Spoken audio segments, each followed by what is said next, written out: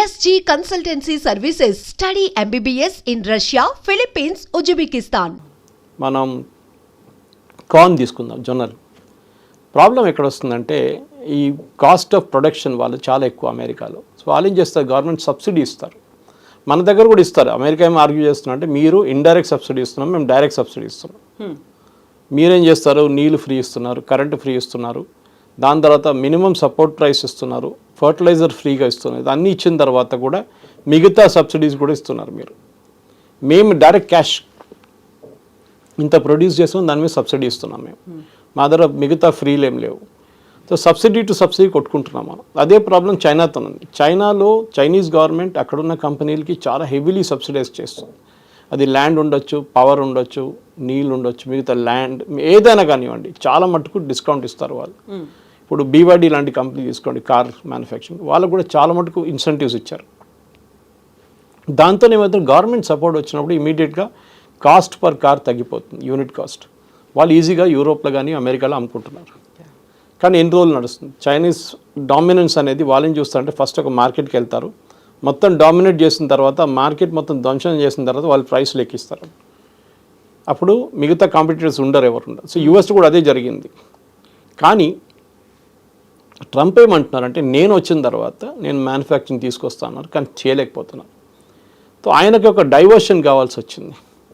అంటే ఈ డీల్స్ నడుస్తుంది, ఇప్పుడు డీల్స్ సైన్ చేయకుండా డీల్స్తో ఏం రాదు ఆయనకి, మ్యానుఫ్యాక్చరింగ్ రాదు, కొన్ని బిజినెస్ కొన్ని రావచ్చు, 10% రావచ్చు అంతే. సో ఈ యుద్ధాలు మొదలైనవి. ఫస్ట్ రాగానే అన్నారు నేనుంటే యుక్రెయిన్ రష్యా యుద్ధం అసలు నడవదు, మొత్తం బంద్ చేసి పడేస్తా అన్నారు. నేను బైడెన్ ఉండే ఈ వారంతా మొదలైంది, నేను గిట్ట ఉంటుండే ఈ వారం అసలు మొదలు కూడా కాకుండేది. కానీ ఏం చేశారు, పుటిన్తో మాట్లాడారు 2-3 సార్లు, 2 hours 2 గంటల సేపు కూడా మాట్లాడారు, ఏం కాలేదు. పుటిన్ ఇంకా బాంబులు వేస్తున్నారు, యుక్రెయిన్ ఇటువైపు డ్రోన్లు కొడుతున్నారు, అన్నీ నడుస్తున్నాయి. దాని తర్వాత భారత్ పాకిస్తాన్కి వచ్చాం. భారత్ పాకిస్తాన్లో గొడవ నడిచినప్పుడు 4వ రోజు నేనే చేపించాను, నేనే ట్రేడ్ డీల్ చేపించాను అదని చెప్పి పెద్ద స్టేట్మెంట్ ఇచ్చారు. భారతదేశంతో ఒప్పందం చేయకపోతున్నా అని చెప్తున్నారు. ఇప్పుడు ఆల్రెడీ రెడీ అయింది, మేము బిగ్ డీల్ అనౌన్స్ చేయబోతున్నాం. పాకిస్తాన్తో ఏమైందండి? పాకిస్తాన్ ఏం అమ్ముతారు చెప్పండి? USకి పాకిస్తాన్ అమ్మగలది ఏముంది? ఒక డ్రగ్స్ ఒకటే ఉంది, ఓపియం అమ్మొచ్చు, నెక్స్ట్ టెర్రరిజం అమ్మొచ్చు. ఈ 2 ప్రోడక్ట్స్ ఉన్నాయి వాళ్ళ దగ్గర. మన డీల్స్ అంటే ఇద్దరితో డీల్స్ ఉండాలి. మనం డీల్ చేసిన తర్వాత నేను వీళ్ళిద్దరిని ఒప్పందం చేసి సీజ్ఫైర్ చేయించన్నారు. మనం ఎవరితో మాట్లాడలేదు, మన ఎవరితో అసలు ట్రంప్ సీన్కే రాలేదు అంటున్నారు. ట్రంప్ ఏంటంటే దీనికన్నా ముందు కూడా మీకు చెప్పాను ఒకసారి, ట్రాన్సాక్షనల్ మ్యాన్. నేను 100 రూపాయలు పెడితే నాకు ఎంత వస్తుంది? రియల్ ఎస్టేట్ అంతే. నేను 100 పెడితే నాకు 500 వస్తాయి, 300 వస్తాయి, 400 వస్తాయి. ఇది కూడా అంతే.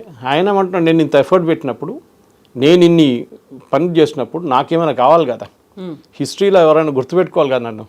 వచ్చిపోయింది ప్రెసిడెంట్ అని చెప్పకుండా జిమ్మీ కార్టర్ లాని, మన యాసిర్ అరాఫాత్ లాంటి వాళ్ళని ఆ టైంలో నోబెల్ ప్రైజ్ ఇచ్చారు వాళ్ళకి. నాకు కూడా ఎందుకు ఇవ్వకూడదు? హిస్టరీలో నిలిచిపోవాలి. డెఫినెట్ ఫుట్ నోట్లో ఉండాలి, అట్లీస్ట్ పైన హెడ్లైన్లో లేకుండా ఫుట్ నోట్లో అయినా ఉండాలి. డొనాల్డ్ ట్రంప్కి ఇట్లా నోబెల్ ప్రైజ్ వచ్చింది. ఆ టైంలో ఇస్సాక్ రబీన్ కానివ్వండి, మిగతా ఎవరైనా కానివ్వండి, యాసిర్ అరాఫాత్ కానివ్వండి, జిమ్మీ కార్టర్, వీళ్ళు నోబెల్ ప్రైజ్ వచ్చారు వాళ్ళకి. ఎందుకంటే ఆ టైంలో ఒక ఒప్పందం జరిగింది, ఆస్లో అకార్డ్ జరిగింది, ఒప్పందం వచ్చింది. కానీ ఇప్పుడు ఏం జరిగింది? ఇప్పుడు మీరు ఇజ్రాయెల్ వార్ చూస్తే, ఇజ్రాయెల్ పైన దాడి చేసింది first Hamas, October 7th kidnap చేసి 1200 మంది తీసుకెళ్ళిపోయారు, ఇంకా 1200 మంది చంపారు ఇక్కడ. దాని తర్వాత మొదలైంది గొడవ. హమాస్ ఎవరు? Iran proxy. ఇరాన్ డబ్బు లేకుండా రేపు హమాస్ దుకాణం బంద్ అయిపోతుంది మొత్తం. వాళ్ళు మిసైల్స్ ఇస్తారు, డబ్బులు ఇస్తారు, దాంట్లో కూడా మ్యాన్ పవర్ కూడా సపోర్ట్ చేస్తారు వాళ్ళు. ఇదంతా చేసిన తర్వాత హమాస్ ఇజ్రాయెల్ మీద దాడులు మొదలుపెట్టాయి. అటువైపు నుంచి ఎప్పటి నుంచో హెజ్బుల్లా దాడులు చేస్తున్నాయి, ఇప్పుడు కాదు, 10-20 సంవత్సరాల నుంచి హెజ్బుల్లా కంటిన్యూస్గా ఇజ్రాయెల్ మీద దాడి చేస్తూనే వస్తున్నారు. హమాస్ కన్నా కొంచెం ఒక 30-40% ఎక్కువ టెక్నాలజికలీ కేపబుల్ ఉన్నారు హెజ్బుల్లా. హమాస్ అంత కేపబుల్ లేరు. దానికోసం హమాస్కి ఇచ్చే మిసైల్ చూడండి, చాలా చిన్న మిసైల్స్ ఇస్తారు ఇరాన్. డౌట్ ఉంది వీళ్ళు ఫైర్ చేయగలరా లేదా అని చెప్పి. హెజ్బుల్లా అది కాదు, హెజ్బుల్లా హైలీ ట్రైన్డ్ ఫోర్స్ అన్నమాట. వీళ్ళందరినీ ఎవరు తీసుకొచ్చారు? ప్రాక్సీస్గా ఇరాన్ తీసుకొచ్చారు.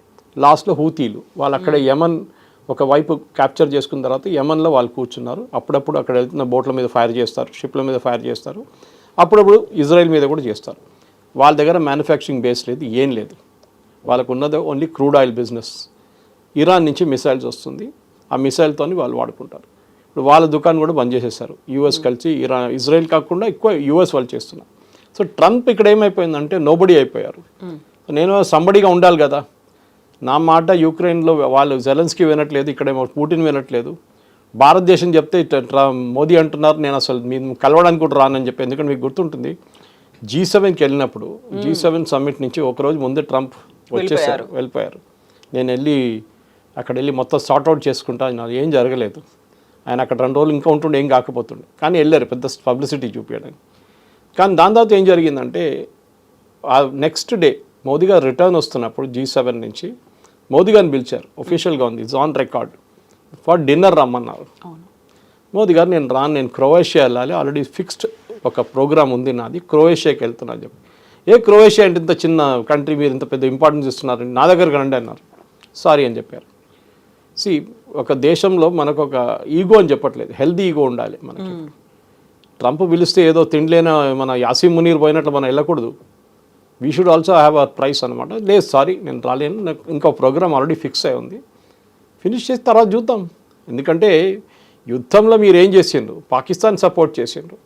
Pakistan is the great nation అన్నారు. పాకిస్తాన్ దగ్గర ఏముంది, అడుక్కొని తింటున్నారు వాళ్ళు. IMF లోన్ ఇస్తున్నారు, వాళ్ళకి మీరే ఇస్తున్నారు. IMFలో మీకే ఎక్కువ ఓటింగ్ స్ట్రెంగ్త్ ఉంది, 22% వాళ్ళకు ఉంది.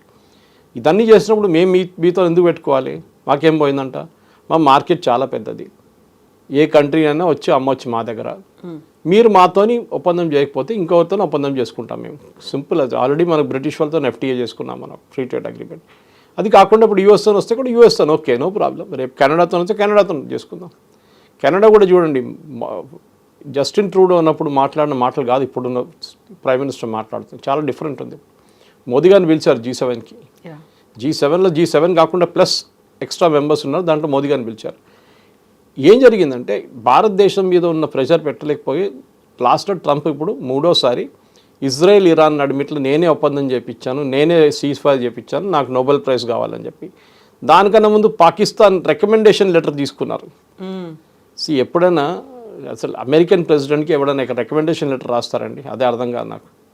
ఆయనే is most powerful man in the world అంటారు, మీకెందుకండి రికమెండేషన్ లెటర్లు, అదే అర్థం కాదు. సో ఆ రికమెండేషన్ లెటర్ తీసుకుని ఏం చేసుకుంటారు, స్వీడిష్ వాళ్ళు అసలు దాన్ని అంగీకరించారు, అసలు వాళ్ళు పక్కన డస్ట్బిన్లో పడేస్తారు వాళ్ళు. సో ట్రంప్కి ఏంటంటే ఇప్పుడు రవాండా ఇంకేదో దేశం ఆఫ్రికాలో కొట్టుకున్నారంట, వాళ్ళని కూడా తీసుకొచ్చి ఒప్పందం చేపిస్తున్నారు వైట్ హౌస్లో. సో ఈ వాంట్స్ హిస్టరీలో నేను ఒక పీస్ మేకర్, అన్ని యుద్ధాలు నేనే ఆపానని చూపించడానికి ఆయన చేస్తున్న ఎఫర్ట్స్ అన్నమాట. ఎందుకంటే హోమ్ ఫ్రంట్లో చాలా పెద్ద దెబ్బతింటున్నాడు ఆయన. మీరు చెప్పినట్లు మ్యానుఫ్యాక్చరింగ్ పెరగట్లేదు, స్టాక్ మార్కెట్ పెరిగింది న్యాచురల్. ఎందుకంటే ఇరాక్ వార్ స్టాప్ కాగానే, సీజ్ ఫైర్ రాగానే ఆయిల్ రేట్ పడిపోయింది, స్టాక్ మార్కెట్ పైకి వెళ్ళిపోయింది. కానీ స్టాక్ మార్కెట్ కాదు ఒక nation the real manufacturing power అంటే అది ఇప్పుడు కూడా చైనా దగ్గర ఉంది. చైనాతో ఒప్పందం చేసుకున్నారు. మొన్నదాకా చైనాకి మీద 265% డ్యూటీలు పెడతా అని చెప్పిన మనిషి చైనాతో ఒప్పందం చేసుకున్నారు. ఇరాన్ అంటున్నారు మా న్యూక్లియర్ ఫెసిలిటీస్ ఎక్కువ ఏం కొట్టలేదులే, ఒక 2-3 నెలలు మాకు కొంచెం వెనకకి వెళ్ళిపోయాం, మళ్ళీ మేము రీకూప్ చేసుకుంటున్నాం. ఏం జరిగింది, ఈయననే మొదలుపెట్టిన యుద్ధం ఈయన్నే ఫినిష్ చేసి మళ్ళీ అదే నేను సీజ్ఫైర్ చేపిస్తా అంటున్నారు. మళ్ళీ B2తో ఎందుకు బాంబింగ్ చేపించారు మీరు, ఆ స్టెల్త్ బాంబర్లను ఎందుకు పంపించారు అక్కడికి, ఎందుకు అదే అందరూ అడుగుతున్నారు, ఎందుకు పంపించారు, ఇంత ఖర్చు చేసి ఎందుకు పంపించారు. మీకు ఆ యుద్ధం వద్దంటే మీరు అప్పుడే ఆపేసుకోవచ్చు, సరే న్యూక్లియర్ ఫెసిలిటీస్ని కొడతా అన్న. మీరు ఒకరికి వారం రోజు 14 రోజులు నోటీస్ ఇస్తే వాళ్ళు అన్నీ అక్కడే ఉంచుకుంటారా, ఎవరు ఉంచుకోరు. ఫోర్దోలో మనం చూసాం, వాళ్ళు న్యూక్లియర్ మౌంటైన్ కింద ఉంది, అది అక్కడ 400 నుంచి 500 ట్రక్కులు వచ్చి ఏదో చేస్తున్నారు ఒక 5-6 రోజులు. మట్టి తీసుకొస్తున్నారో మట్టి తీసుకెళ్ళిపోతున్నారో ఏం తెలియట్లేదు మనకి. శాటిలైట్ పిక్చర్స్ ఉంది అంటే ఏదో జరుగుతుంది. యురేనియం ఎక్కడ పోయిందో ఎవరికి తెలియదు, యురేనియం సెంట్రిఫ్యూజ్ మీద అటాక్ జరిగిందా, అది డిస్ట్రాయ్ అయిందో అది తెలియదు. ఎందుకంటే గ్రౌండ్ అసెస్మెంట్ జరగలేదు, ఇంకా డ్యామేజ్ అసెస్మెంట్ అంటాం, బ్యాటిల్ ఫీల్డ్ డ్యామేజ్ అది ఇంకా జరగలేదు. ఎందుకంటే శాటిలైట్ పిక్చర్స్తో మీకు ఇంతనే తెలుస్తుంది. ఇప్పుడు మనం క్లారిటీ మిస్ అవుతుంది అక్కడ. ఎందుకంటే మనం పాకిస్తాన్ మీద దాడి చేసాం, వాళ్ళ ఎయిర్ బేస్ మీద కొట్టని చెప్పి ప్రూఫ్ చూపించగలం మనం, కానీ ఇక్కడ ఆ ప్రూఫ్ లేదు. ఎందుకంటే ఇదంతా మౌంటైన్ కింద ఉంది, కొండ కింద ఉంది. ఇది మీరు దాని లోపల ఎవరిని పంపిస్తారు, ఎవరు వెళ్తారు, ఇజ్రాయెల్ వాళ్ళు వెళ్తారు, అమెరికన్స్ వెళ్ళరు, వాళ్ళకి భయం వెళ్ళడం. అంటే వాళ్ళు బుట్స్ ఆన్ ద గ్రౌండ్ ఎప్పుడు పెట్టరు, వాళ్ళు ఎయిర్ నుంచి కొడతారు, కానీ పెద్ద పెద్ద మాటలు అంటారు, కానీ వాళ్ళ సోల్జర్స్ని ఎప్పుడు కమిట్ చేయరు. వాళ్ళు ఆఫ్ఘనిస్తాన్ కూడా చూడండి, వాళ్ళు సోల్జర్స్ని కమిట్ చేసిన దాంట్లో వాళ్ళు చాలామంది చనిపోయారు వాళ్ళ సోల్జర్స్. దాని తర్వాత వాళ్ళు ఎక్కడ కానీ సోల్జర్స్ని వాడరు, ఎయిర్ నుంచి కొడతారు, వాళ్ళ ఎయిర్ క్రాఫ్ట్ యూజ్ చేసుకుంటారు, కానీ బూట్స్ ఆన్ ద గ్రౌండ్ అంటాం మన ఇంగ్లీష్లో, అది లేదు.